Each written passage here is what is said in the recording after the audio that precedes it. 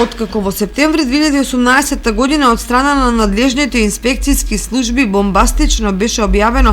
дека генетски модифициран ориз е откриен во кочански преработувачки фирми, речиси 2 години подоцна нема никакви официјални информации од каде се појавил и како сега сето тоа се регулира. Имено никогаш не се обелоденија фирмите кај кои се пронајдени количините ГМО ориз, иако локални политички фактори во тоа време посочуваа на адреси на капацитети блиски до едната или другата групација. Амортизирачката улога требаше да ја одигра тогашната најава за донесување на законски измени во оваа сфера кои ќе дозволуваат ГМО ориз до 0,9%, како што е случај со европските земји.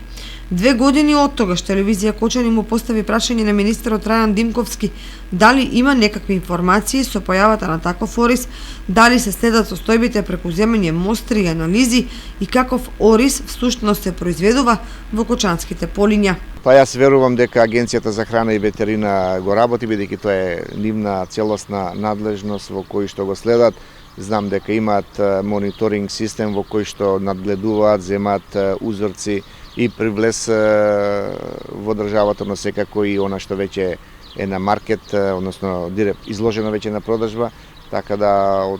верувам тоа што ќе го кажат. До сега неаме нешто такво слушнато и верувам дека ќе си задржа до крај, но знаете кај е,